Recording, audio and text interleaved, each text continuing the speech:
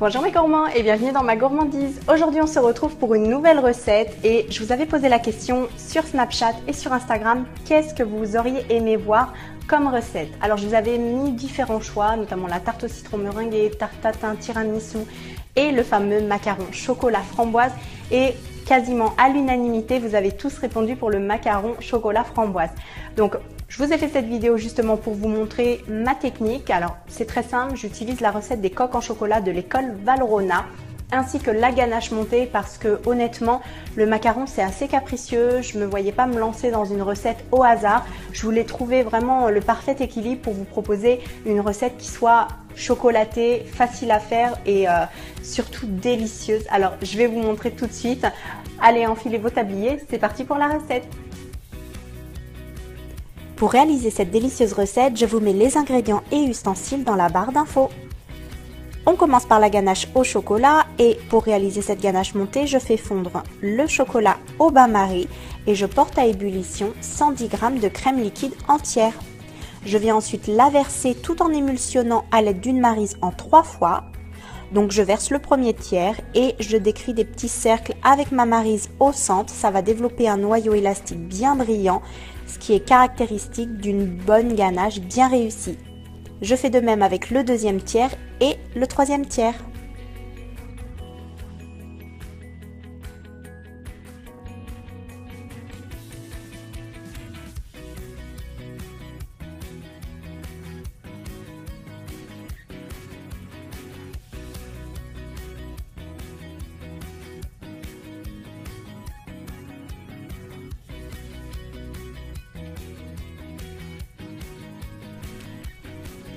Ensuite, je verse le reste de la crème liquide entière froide.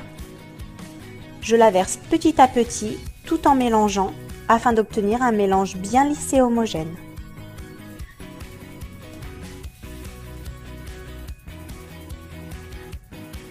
Je filme au contact la préparation et je vais la laisser au frais 3-4 heures minimum, idéalement toute une nuit. Pour réaliser les coques de macarons, je vais tout d'abord mixer le temps pour temps, la poudre d'amande, le sucre glace et le cacao amer. Je le mets dans un mixeur à lame. Si vous n'en avez pas, vous pouvez tout à fait tamiser. Ça fonctionne très bien aussi.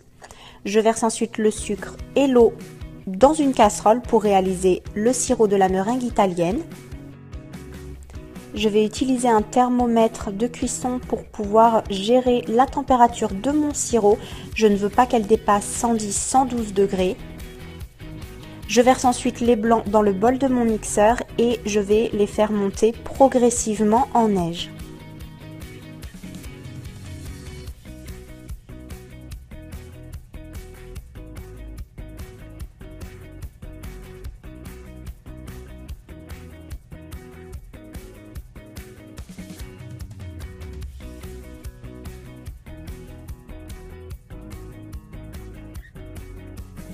Une fois que le sirop a atteint la température de 110-112 degrés, je viens le verser en filet sur mes blancs tout en continuant à fouetter vitesse minimale. Je fais attention de bien le verser sur les blancs et non sur le fouet. Une fois qu'il est incorporé au blanc, je refouette vitesse maximale pendant environ 5 à 10 minutes. Je veux que la meringue italienne soit bien froide et qu'elle forme un bec d'oiseau. J'incorpore ensuite les poudres en macaronnant, c'est-à-dire que je soulève la préparation et j'appuie dessus et je renouvelle cette opération jusqu'à obtenir une belle préparation bien brillante qui forme un joli ruban. La pâte doit avoir cet aspect-ci. Je la mets ensuite dans une poche à douille munie d'une douille ronde lisse et je viens pocher sur une plaque recouverte de papier cuisson. Je les espace légèrement. Essayez de les faire le plus régulier possible, c'est pas forcément évident au départ, mais on prend vite le coup de main. Je tapote légèrement ma plaque et je les enfourne à 140 degrés pendant environ 12 à 15 minutes selon votre four. Je vous recommande de tester la cuisson de vos macarons par 1 ou 2 pour savoir la température exacte, car on sait que d'une minute à l'autre, un macaron peut être raté. Ensuite, je viens monter ma ganache. Donc pour cela, je la mets dans le bol de mon robot et je fouette à vitesse moyenne, surtout pas forte, elle risquerait de grainer, de trancher en fait. Donc je monte délicatement la ganache montée à l'aide de mon robot. Vous voyez, la préparation va s'épaissir, elle va s'éclaircir aussi, mais elle aura un bel aspect mousseux qui se tiendra bien et qui sera super onctueux en bouche. Une fois que ma ganache montée est prête, je la mets dans une poche à douille et je vais pouvoir procéder au dressage de mes macarons. Donc comme je disais précédemment, un macaron trop cuit, il risque de faire une petite bosse. Un macaron pas assez cuit, il sera creux et on aura l'impression qu'il sera pas cuit au centre, il collera aux plaques. Et voici un macaron bien cuit, donc avec une belle collerette et le dessous est tout lisse, tout plat. C'est important, comme je vous disais, de bien tester la cuisson de vos macarons plutôt que de jeter des plaques entières. Donc je viens ensuite pocher une généreuse couche de ganache montée. Je mets ensuite une framboise. J'ai creusé chaque coque de mes macarons pour pouvoir avoir des macarons bien gourmands et je les assemble ensuite par paire. Je vais les laisser ensuite prendre au frais pendant minimum 24 heures. C'est assez dur mais ils en seront que meilleurs. Et voici comment j'ai réalisé ces délicieux macarons. Et voici les petites merveilles. Alors vous avez vu, c'est pas si compliqué que ça que de faire des macarons. Le tout, c'est de bien connaître son four et de faire le test de cuisson. Il vaut mieux en sacrifier un ou deux plutôt qu'une plaque entière. Honnêtement, au début, je faisais des plaques et ça craquait dans tous les sens, il se déformait.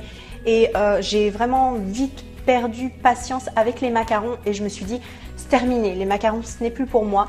Et puis finalement, j'ai appris à dompter mon four. C'était pas la recette qui posait problème, c'était la température de mon four et le temps de cuisson. Donc voilà, ne perdez pas espoir. Vous allez pouvoir réussir des macarons avec une jolie collerette, une jolie cuisson et surtout pouvoir les déguster après. Donc j'espère que ma vidéo vous aura plu. Si oui, laissez-moi plein de petits pouces bleus et on se retrouve très bientôt pour une nouvelle vidéo. Je vous dis à la semaine prochaine. Ciao, ciao!